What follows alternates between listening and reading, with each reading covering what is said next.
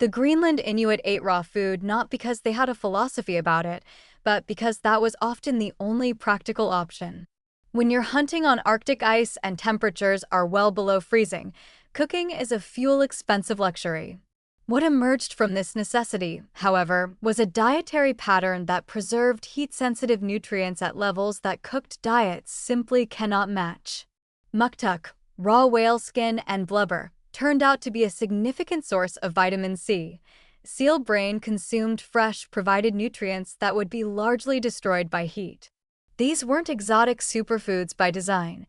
They were survival foods that happened to retain what cooking removes. This challenges one of the quieter assumptions embedded in Western food culture, that cooking is always nutritionally neutral or beneficial. It isn't. Vitamin C degrades rapidly with heat, beginning to break down at temperatures above 70 degrees Celsius. The B vitamins, particularly B1, B6, and folate, are similarly heat-sensitive and water-soluble, meaning they leach into cooking water that often gets discarded.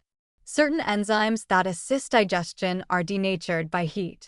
The act of cooking, while critically important for food safety and digestibility in many contexts, does represent a nutritional trade-off that most people never consider.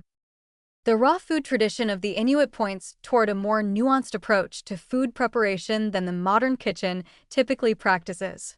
Not a full commitment to raw eating, which carries genuine food safety risks, but a more thoughtful consideration of when cooking is necessary and when it may be reducing the nutritional return on your food investment. Lightly cooked or briefly steamed vegetables retain substantially more nutrients than boiled ones. Rare-cooked fish preserves more omega-3 integrity than heavily fried preparations. Eating some foods raw some of the time is not radical, it's nutritionally rational. A strong warning must be issued here, because the food safety dimension cannot be minimized. The Inuit consumed raw foods within a tightly controlled environmental context. Extreme cold naturally limited bacterial growth. The animals were freshly caught, and generations of traditional knowledge informed safe practices. Attempting to replicate raw animal food consumption without that framework carries serious pathogen risk. Salmonella, Listeria, E. coli, and parasites including Trichinella are genuine dangers in raw meat and fish.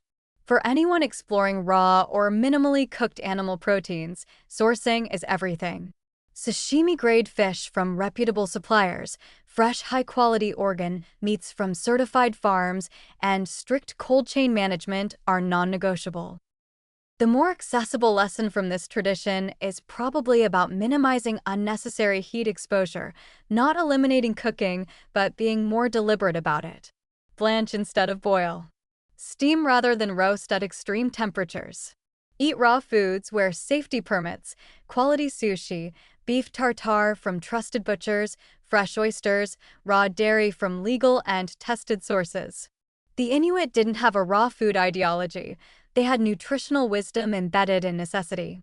Modern eaters can borrow the principle without the risk if they're careful about how they apply it.